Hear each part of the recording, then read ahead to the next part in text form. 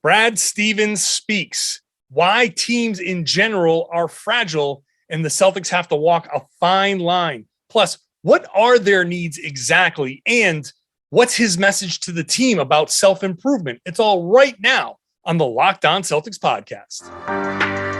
Be ever ready. Recognize the city of champs. Boston, baby, we do what you can't. Locked on number 18, Tatum and Brown, J-team, step back. We gon' wet that and slay teams. Of course, the Celtics, who else could it be? Screaming like KG with the Larry O.B. Karalis above average, assessing the team status. Best daily pod, no cap, salary matching. Clutch like Bird the DJ, keep John on replay. Prime time, dapping up the truth on the sideline. Raining J's, how it started, raising banners, how we finished. Locked on Celtics pod, home of the winners. B. Hey there, welcome back to the Locked On Celtics podcast. Thank you for making this show part of your daily routine.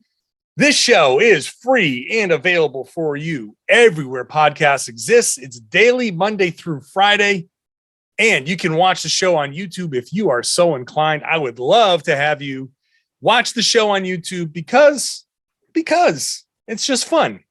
I'm John Karalis. I cover the Celtics for Boston Sports Journal. I've written a book called The Boston Celtics All-Time All-Stars. And I was one of the media voters for the Celtics 75th anniversary team. And today we will hear directly from Brad Stevens. Brad Stevens spoke to the media on Tuesday, said a bunch. I wrote about a lot of it on Boston Sports Journal.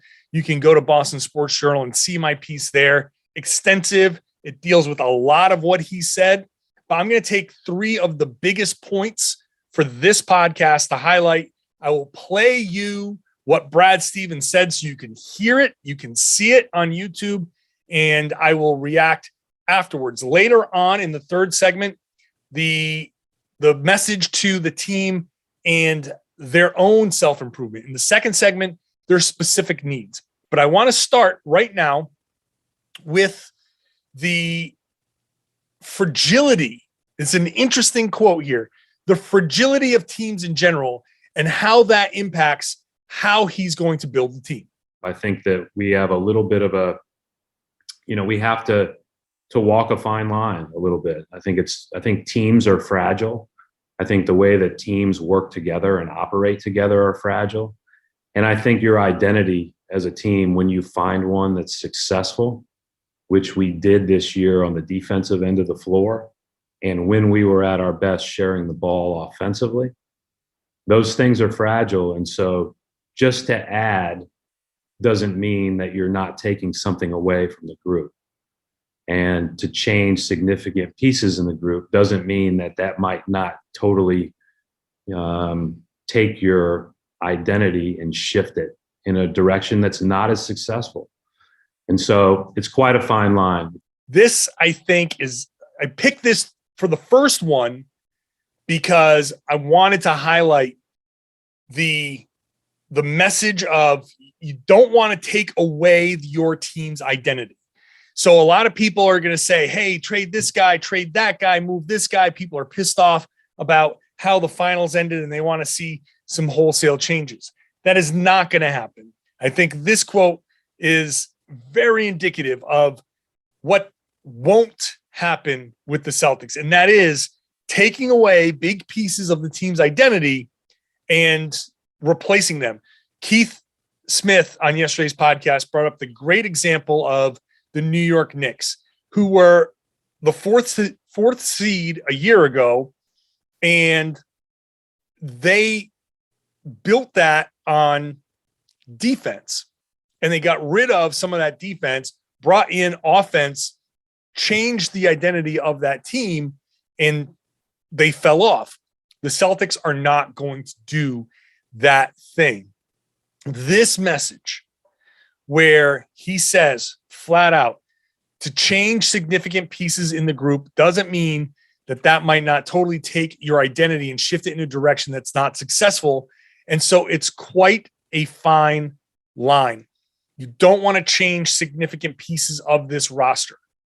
This team is built, I think, mostly the way Ime Udoka wants it.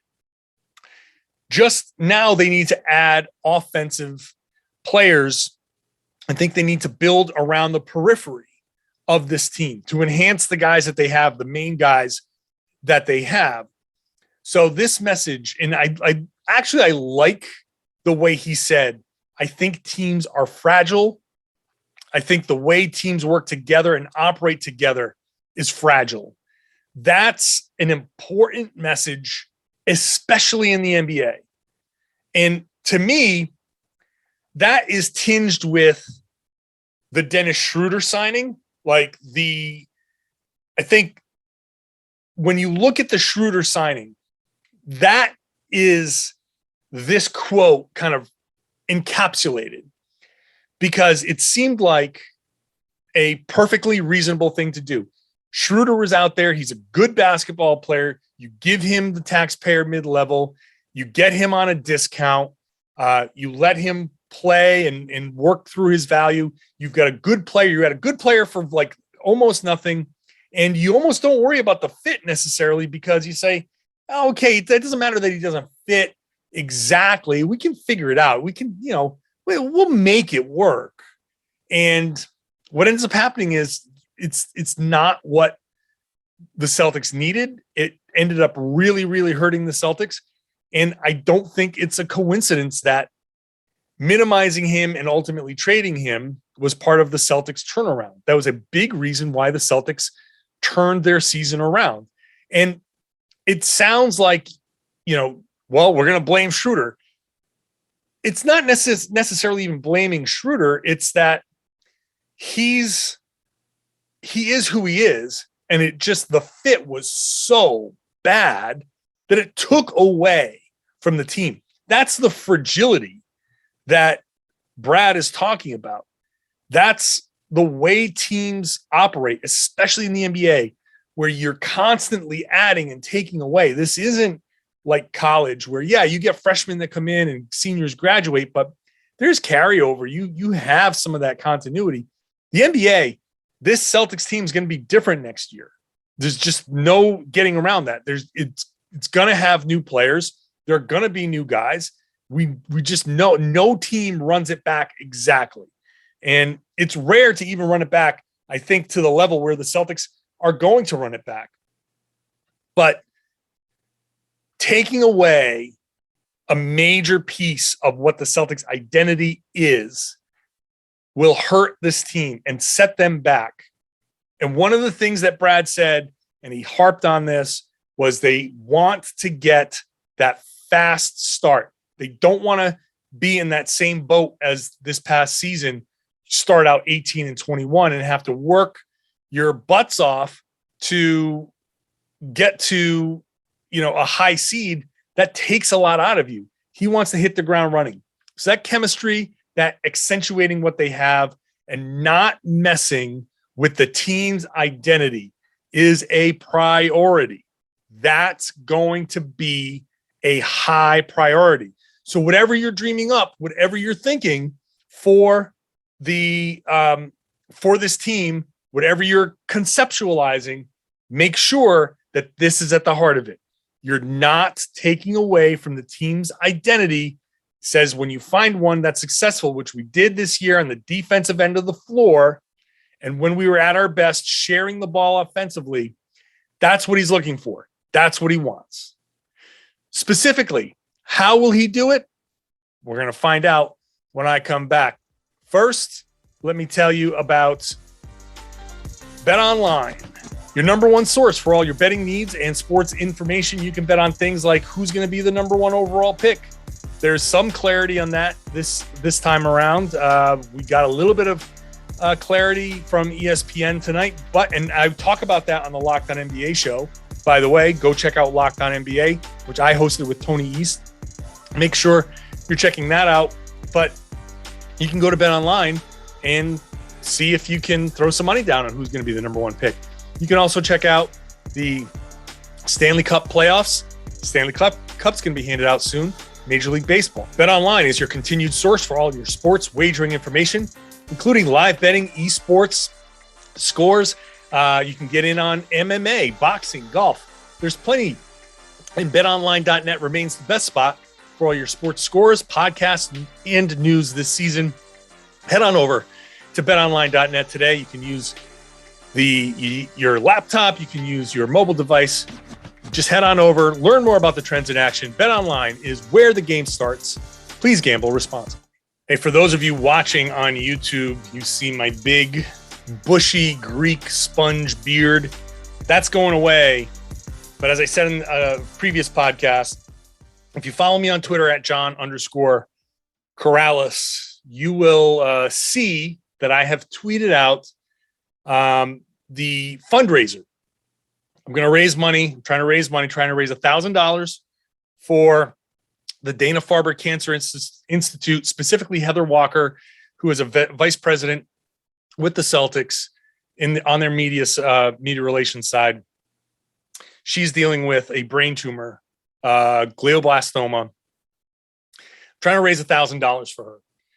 So basically it works like this. Go to my Twitter, John_Karalis, get that link and donate. Show me that you've donated. If we get to $1,000 by the end of the draft, I will shave my beard into whatever stupid, crazy shape you can imagine. Whatever you pick. And I've gotten suggestions. Take all day Wednesday to send me suggestions. I'll get the most popular ones. I'll put out a poll, and then I will shave for Friday's podcast on YouTube. So if you're not a YouTube watcher, you'll want to watch on Friday. Whatever people vote for my one day only crazy, you want me to just do mutton chops? You want me to do biker mustache? You want me to do whatever? I will do it. I will do a show on Friday with whatever stupid thing you want me to look like. I'll do it. But we've got to raise $1,000 for the Dana-Farber Cancer Institute to make it happen. All right? So make it happen. Let's get back to Brad Stevens, who is going to run down what the Celtics specifically need. You ask me right now what we need. I'd like to have a little bit more scoring, consistent scoring off the bench. And, I think that we have some short-term needs there, but I believe in a couple of the guys that didn't get a chance to play as much, that they will continue to improve and be knocking on that door soon. So we have some development opportunities within our own organization, and we'll continue to scour and look at what our opportunities are with our trade exceptions in the draft and our limited resources in free agency. Later on, he would also add playmaking as one of his priorities too. A playmaker, somebody who can get the ball and create for himself, create for others, because he wants, basically he and Ime Udoka want that 2016 San Antonio Spurs beautiful game, basketball, crazy, like the most efficient, gorgeous basketball we've ever seen. Everybody wants to replicate that. Ime he won a championship as an assistant with that. Brad wants to replicate that. Does that mean that Marcus Smart is out as the point guard? No, you can have a playmaker on the wing, just like Jayson Tatum, Jaylen Brown. They want to add someone else. They just want to add, as he said in the quote you heard in the first segment, the sharing the ball offensively. That's what the Celtics want. That's what the Celtics need. Someone who is going to share the ball. So whoever is out on the floor, the five guys on the floor have to share the ball. So a bit of scoring right there, consistent scoring off the bench. And then the playmaking, which he did add later in a separate quote that I wrote about on Boston Sports Journal, but I'm not playing here.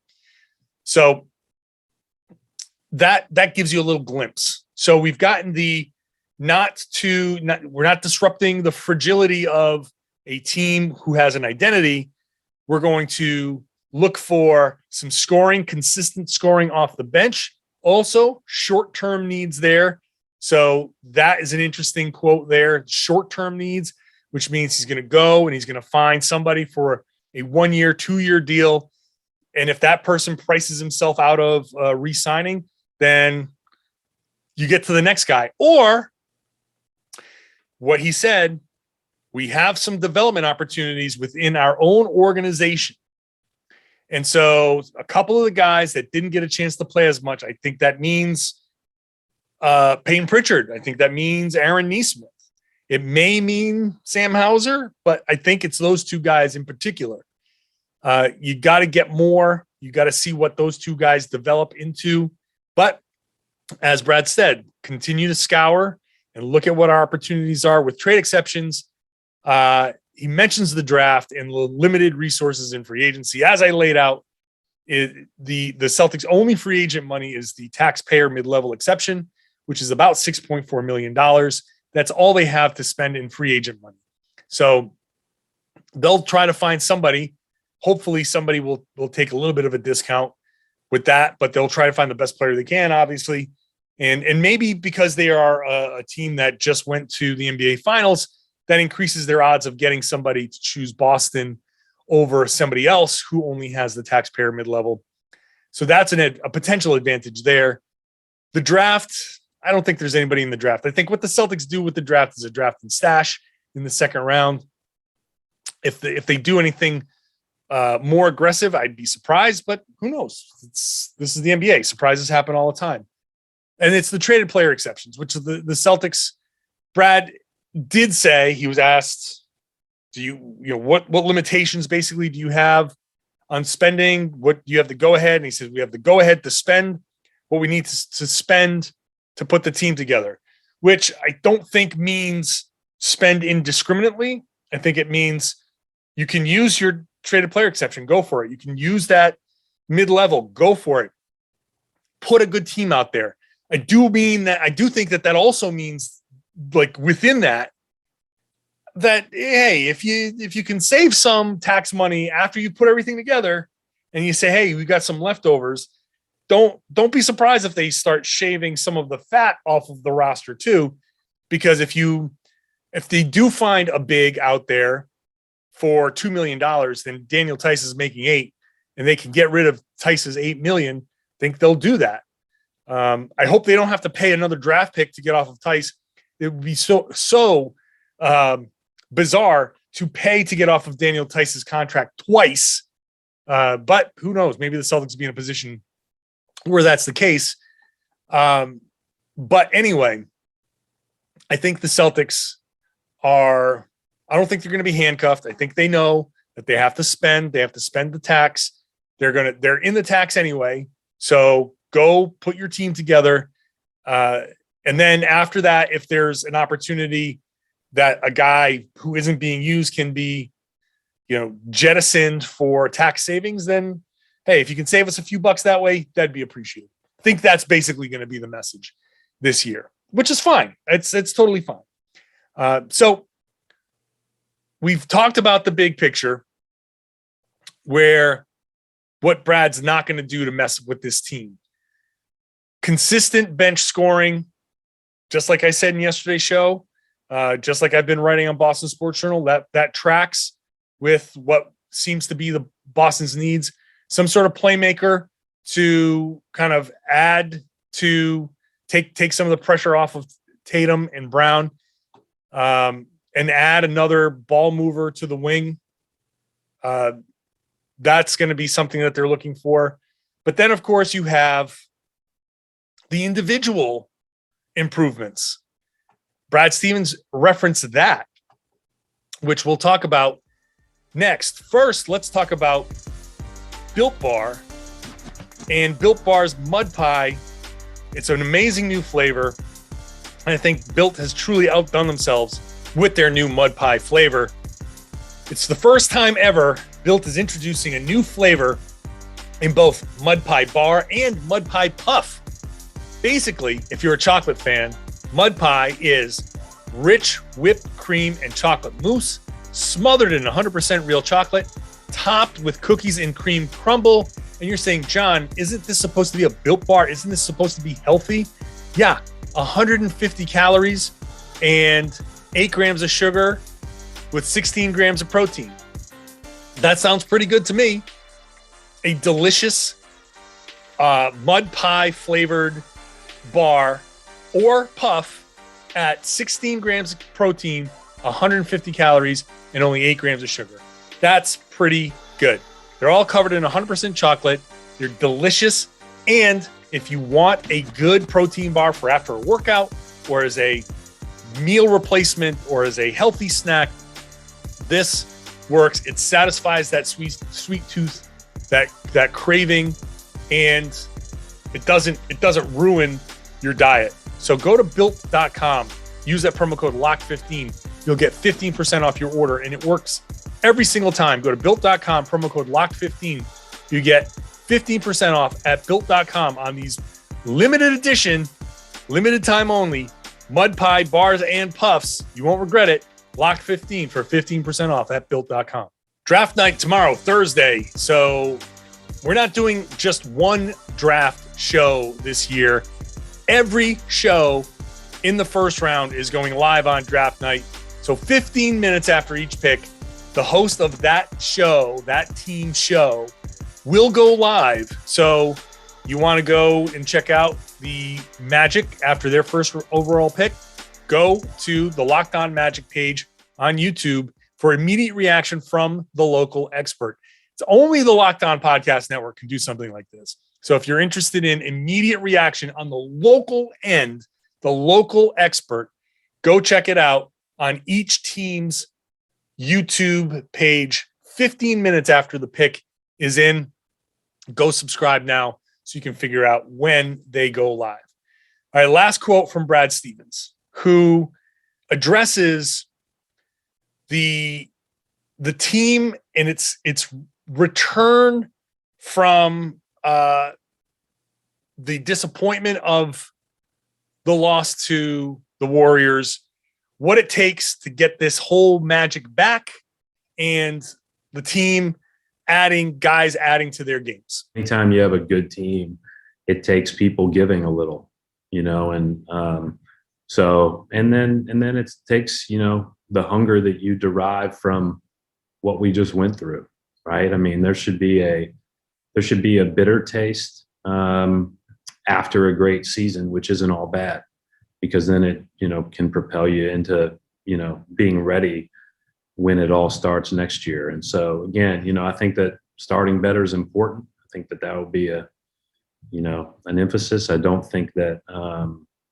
anybody is satisfied with where they are, but, as we all go out, as Bobby asked, as we all go out to improve individually, when we come back, we've got to take those individual improvements and our own strengths and add them to the team. And, and I think that that's the challenge with a lot of teams when you start at the start of a new season, is everybody wants to show what they got good at. And so we got to get good at some things, but we've got to be able to do it within the context of winning basketball as a team. This last bit, I thought, is kind of like a brilliant and overlooked aspect of NBA basketball. Guys want to come back. When they come back, they want to show you what they're good at, which makes total sense. You come back and you say, hey, I've added a three-pointer to my game, or I've added range to my game, or I've added a post play to my game. If Robert Williams goes and works on post moves, he's going to be the first play of the preseason. He's going to go post up, get the ball, and try to show off his post moves and let you know, hey, look what I can do now. That's natural. But this whole concept of we've got to get good at some things, but be able to do it within the context of getting better at a team as the team, that's super interesting, because guys will go and get better at about certain things and get better at certain things. You come back and you're like, that's great. We don't need that from you. And I think that's more of a role player thing. Like, I'm just going to use Grant Williams just as an example, because he came back with very necessary functional additions to his game.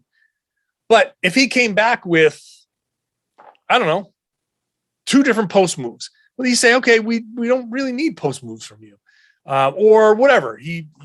Some sort of fancy dribble or whatever you can think of that Grant Williams wouldn't need. If he comes back and says, hey, look at all this stuff I can do, they'll be like, that's awesome. We want you to go stand in the corner and be, can you hit 45%? Did you add to your shooting? Can you improve your shooting? Did you add a sidestep? Did you add a step back? What did you do with your shooting? And so that's just an interesting, I think, element to individual improvement, where guys all go and they have their directives, teams, coaches sit with the guys or call the guys and say, hey, here's our evaluation. Here's our plan. Here's what we'd like you to, work on and all of that. And the guys can go and do it. And if they do it, great. If they don't, that's up to them, really. No coach can force them to do anything, but they've been given, a packet, a plan.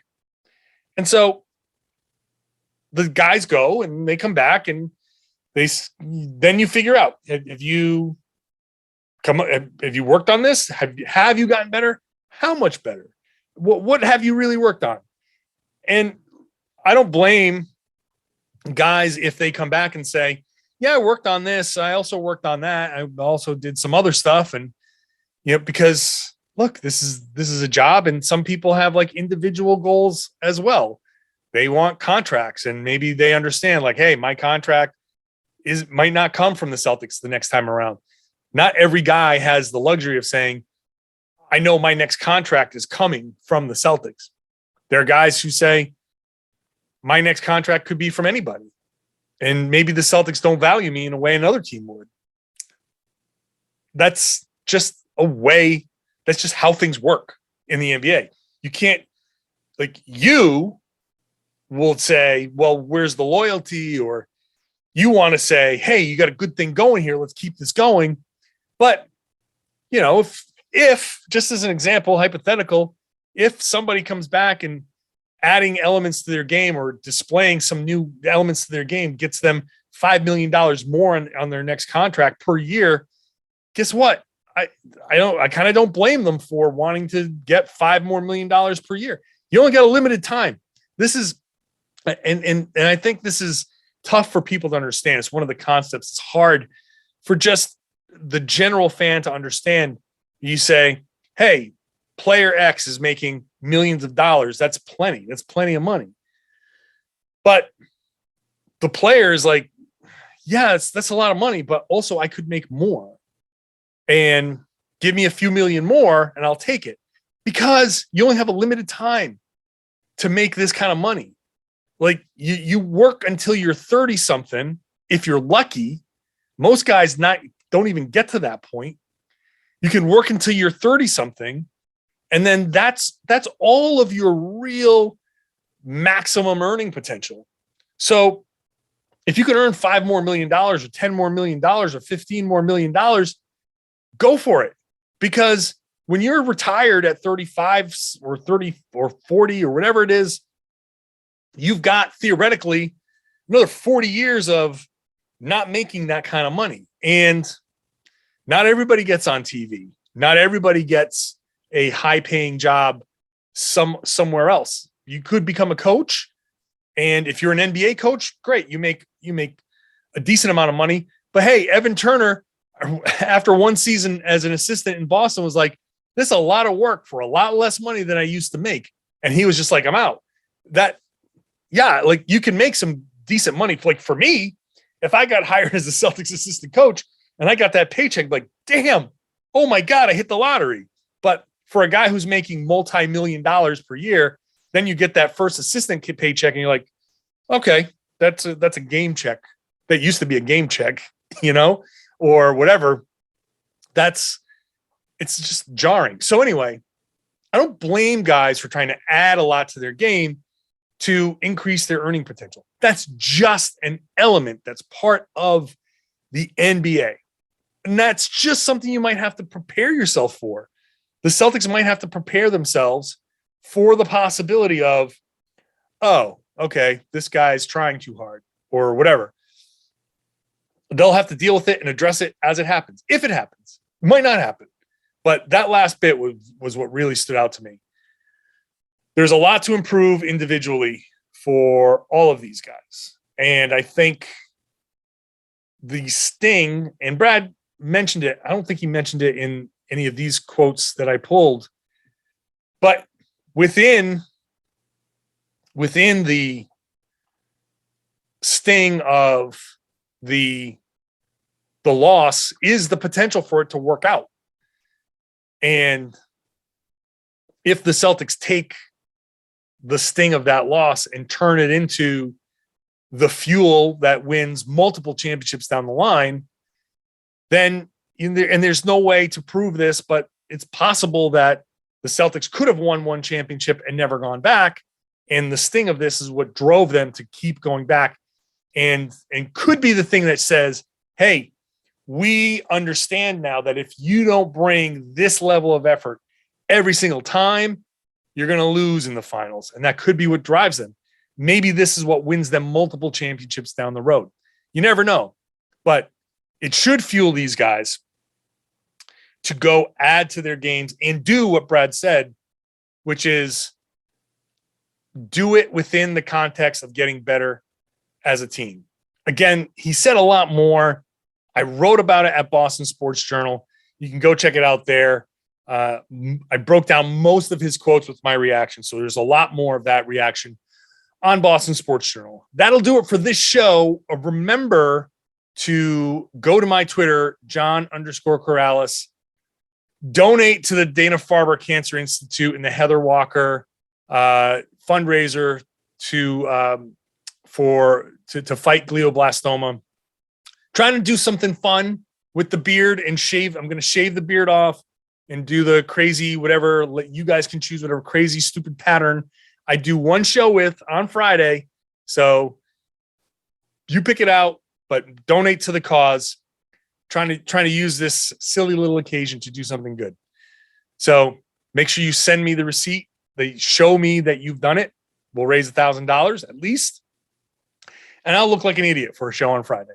So if you're not subscribed to the YouTube channel, you can go and subscribe there. If you are a regular listener, I can describe to you what I'll look like on Friday. I'll do my best to visually kind of show you what people pick, but whatever, we're going to have some fun with it. So make sure you're subscribed to the show, watch the show on YouTube, watch me make a fool of myself, and tell your friends to watch too. Tell everybody that they should be listening to and watching the Locked On Celtics podcast right here on the Locked On Podcast Network.